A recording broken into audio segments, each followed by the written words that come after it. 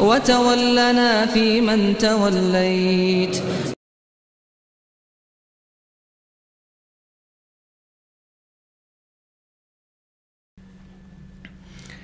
वतवल्लनी फ़ीमन तवल्लैत, इसमें ये सब मानी आते हैं। तवल्लनी फ़ीमन तवल्लैत के तहत ये सारे मानी आते हैं। मेरा सहारा बन, मुझे संभाल, मेरे सब उमूर अपने ज़िम्मे ले ले, मुझे रुलने न दे, मेरा पुश्तीबान बन, मुझे अपनों में शामिल कर ले, अपने ग्रोह का बना ले, मेरा दोस्त और मददगार हो जा, मुझे मुकर्रब कर ले। ये इतने सारे मानी वतवल्लनी फ़ीमन तवल्लैत के तहत आते हैं। खूब जान लो विलायत, ये जो है ना, ये विलायत का आप सवाल करते हैं ना जब आप कहते हैं तवल्लनी फ़ीमन तवल्लैत। विलायत एक वसी लफ्ज़ है जिसके तहत क़ुर्बत और नुसरत के अनगिनत मानी आते हैं। ऊपर जो कुछ बयान हुआ वो सब इसके असल माना को करीब करने के लिए है। जो इतने सारे हमने कलिमात इसके माने को अदा करने के लिए है। पूरा मफ़हूम शायद इतने लफ्ज़ों में भी अदा ना हुआ हो। शारह ज़ादुल मुस्तक़नी कहते हैं विलायत से मक़सूद दो में से कोई एक अमर होता है, एक क़ुर्ब और अपनायत। कहते हैं फ़ुलानुन यलीका, इसका मतलब होता है कि वो तुम्हारे करीब है, ये तुम्हारा करीबी है। दूसरा विलायत से मक़सूद जत्था होना, जिसमें मददगार होना, पुश्तीबान होना, इनायत, हिफाजत और संभालने ऐसे मानी आ जाते हैं। अच्छा, इसके अलावा मज़ीद फरमाते हैं कि शरा के अल्फाज में वारिद जो विलायत है, विलायत दो किस्म पर है। एक विलायत आम्मा, ये तमाम मखलूक को हासिल है। इस महीने में अल्लाह सब भी मखलूक का वली और मौला है। इब्न उसैमीन कहते हैं ये आयत इसी महीने में है। सुम्मा रुद्दू इलल्लाहि मौलाहुमुल हक़, हालांकि अहले कुफ्र के बारे में सुम्मा रुद्दू इलल्लाहि मौलाहुमुल हक़ अला लहुल हुक्मु वहुवा अस्रउल हासिबीन। मतलब ये कि फिर ये सब के सब लोग लौटाए जाते हैं अल्लाह उनके मौलाए हकीकी की तरफ। ख़बरदार, फ़ैसले का सब इख्तियार एक उसी का है और वो सबसे तेज़ है हिसाब करने में। तो इस महीने में अल्लाह सब ही मखलूक का मौला है।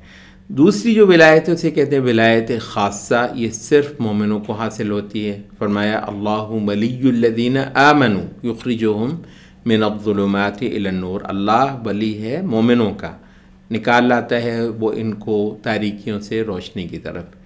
ये है वो विलायत जिसका तुम क़ुनूत के अंदर सवाल करते हो। वतवल्लनी फ़ीमन तवल्लैत, कि खुदा तुम्हें अपनों में शुमार कर ले और तुम्हारे मामलात को उसी तरह से अपने हाथ में ले ले जिस तरह वो अपने ख़ास बंदों के मामलात को लेता है।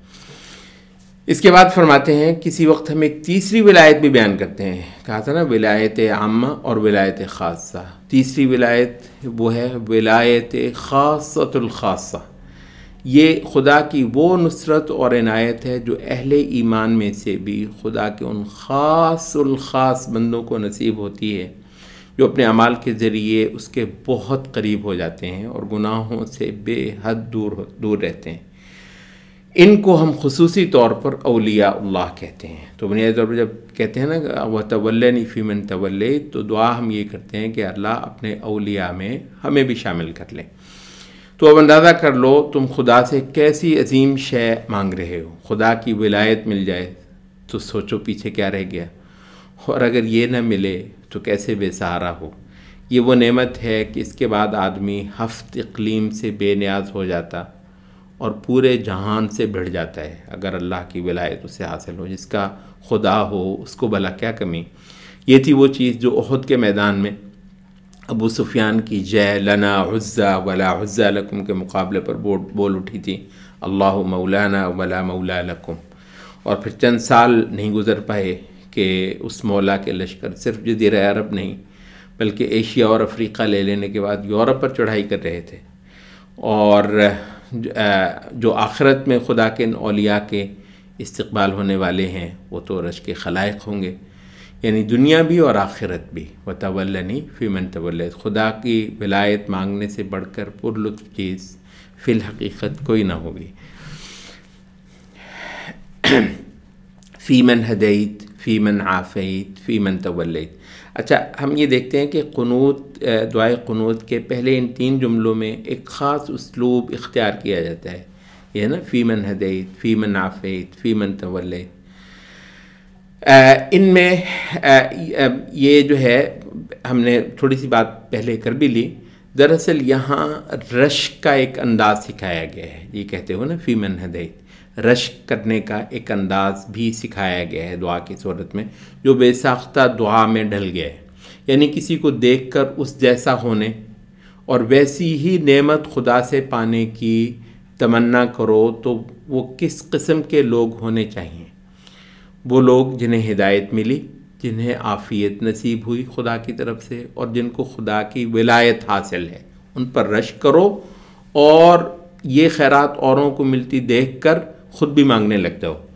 ऐसों पर आदमी की नज़र जा टिके, ऐसे खुश नसीबों पर, और उनसे हटने का नाम न ले। खुशकिस्मत जाने तो बस ऐसों को। हाँ, ये हैं वो चीज़ें जिनमें आदमी अपने नीचे वालों को हरगिज़ मत देखे, बल्कि ऊपर ही ऊपर देखे और बेताब होकर खुदा से सवाल करे कि मैं भी तेरी इनायत से ऐसी ही दौलत से खुदाया माला माल हो जाऊँ। इसके अलावा इस उसलूब में खुदा के इनाम का आला तसव्वुर भी है। जब आप कहते हैं ना फ़ी मन हदैत फ़ी मन आफ़ैत फ़ी मन तवल्लैत, तो अल्लाह का इनाम बार बार इंसान को आला सूरतों में नज़र आ रहा है, नज़र टिकी पड़ी है अल्लाह के इनाम पर। यानी यूँ तो गोया कह रहा है आदमी कि यूँ तो खुदाया तेरी हर देन ही कमाल है, और किसी को मिली तो तेरे ही देने से मिली। फ़ी मन हदैत फ़ी मन आफ़ैत फ़ी मन तवल्लैत। मगर कुछ लोगों को तो तूने खुदाया देन की हद ही कर दी। देख तूने कुछ को कैसी कैसी हिदायत दी, दीन और दुनिया में उनको कैसी कैसी आफ़ियत बख्श रखी है, और कैसी कैसी विलायत दे रखी है कुछ लोगों को, तो खुदाया मेरा हिस्सा। ये है उसलूब फ़ी मन हदैत फ़ी मन आफ़ैत फ़ी मन तवल्लैत। इसके अलावा इब्न उसैमीन कहते हैं, यहाँ आदमी खुदा को इस बात का भी वास्ता देता है कि वो जो इन नेमतों से माला माल हुए, वो भी कोई अपने पास से थोड़ी ले आए, तेरे ही देने से माला माल हुए। तो फिर जब मिलता तेरे देने से है, तो तुझसे मांगता मैं भी हूँ।